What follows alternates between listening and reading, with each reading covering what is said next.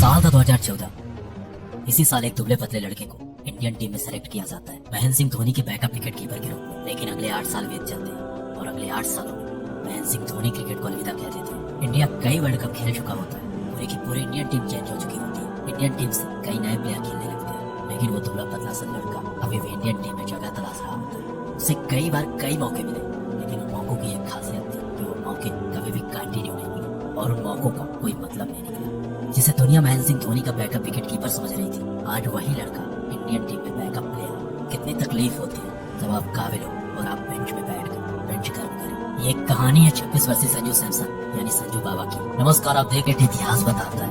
Indian team में कई legends आए तो कई लेजेंड्स गए, कई प्लेयर्स रातों रात स्टार बन गए तो कई रातों रात बर्बाद हो गए, कई अपने पीक फॉर्म से गायब हो गए तो कईयों को पीक फॉर्म में सेलेक्ट नहीं किया गया। इग्नोरेंस की एक ऐसी बीमारी जिसने कई प्लेयर्स के करियर को बर्बाद कर दिया और आज इसी बीमारी से जूझ रहा है वो लड़का संजू सैमसन। तो चलिए शुरू से शुरू करते हैं इस कहानी को। जब 17 साल का एक लड़का अपने काबिलियत के दम पर आईपीएल ऑक्शन में आता है तो साल 2012 में केकेआर की टीम ने उसे अपनी टीम में शामिल किया। लेकिन अफसोस की बात यह है कि उस सीजन उस लड़के को केकेआर की ओर से एक भी मैच खेलने का मौका नहीं मिला और ठीक 1 साल बाद केकेआर की टीम ने उस लड़के को रिलीज कर दिया।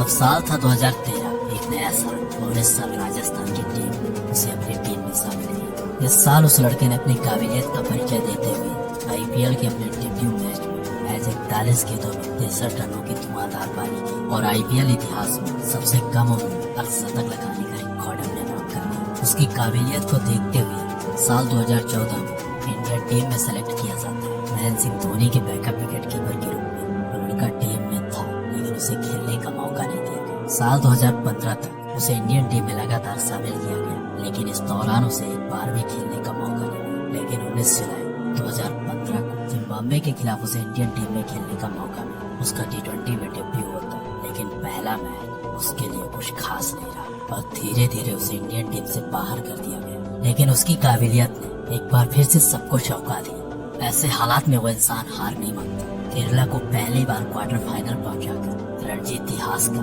इतिहास बदल देता है, क्योंकि इससे पहले रणजी टीम में कभी भी केरला की टीम क्वार्टर फाइनल मैच नहीं खेल पाई थी। ये पहली बार हो रहा था जब संजू सैमसन की कप्तानी वाली केरला रणजी का क्वार्टर फाइनल खेल रही थी। उसके इस काबिलियत को देखते हुए 2016 के आईपीएल ऑक्शन में दिल्ली ने अपने टीम में शामिल किया। दिल्ली की ओर से खेलते हुए संजू ने आईपीएल में अपना पहला शतक लगाया। आईपीएल में अपना पहला शतक लगाकर एक बार फिर से सेलेक्टर्स को सोचने के लिए मजबूर कर दिया। 5 साल बीत चुके थे अपना पहला इंटरनेशनल मैच खेले हुए, उसे टीम में जगह नहीं मिल रही थी। जो प्लेयर उसके साथ आईपीएल टीम में खेला करते थे वही लड़के अब इंडिया को रिप्रेजेंट कर रहे थे। लेकिन वो लड़का जो सबसे पहले इंडियन टीम को रिप्रेजेंट करने वाला था वो अभी भी आईपीएल और डोमेस्टिक मैच खेल रहा था। ऐसे हालात में इंसान के हाथ में लगती है तो सिर्फ और सिर्फ निराशा। ऐसा नहीं था कि उसकी परफॉर्मेंस बेकार थी, इस दौरान उसकी परफॉर्मेंस भी अच्छी थी, लेकिन हर बार उसे इग्नोरेंस का सामना करना पड़ता था। ऐसे हालात में उसके हाथ लगती थी तो सिर्फ और सिर्फ निराशा।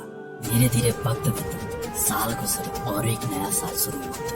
वो साल था 2021 जब उसका ओडीआई टीम में डेब्यू होता और डेब्यू के कुछ मैचों बाद एक बार फिर से उसे इंडियन टीम से हटा दिया जाता। बात उसके डेब्यू की नहीं और न ही मैच खेलने की थी, बात थी लगातार मौकों की जो उसे कभी नहीं मिल रहे थे। उसे टीम में सिलेक्ट तो किया जा रहा था, कभी किसी सीरीज में एक मैच और उस मैच के आधार पर उसकी काबिलियत को मापा जा रहा था। उसे कंटिन्यू कभी भी मौके नहीं मिले और न ही सिलेक्शन कमेटी उसे बैक कर रही थी। एक बार प्रेस कॉन्फ्रेंस के दौरान कप्तान रोहित शर्मा ने खुद कहा कि ऑस्ट्रेलिया की उछाल भरी पिचों में हमें संजू सैमसन जैसे क्रिकेटर्स की जरूरत होगी, लेकिन 2022 के वर्ल्ड कप टीम में उसका नाम ही नहीं आता।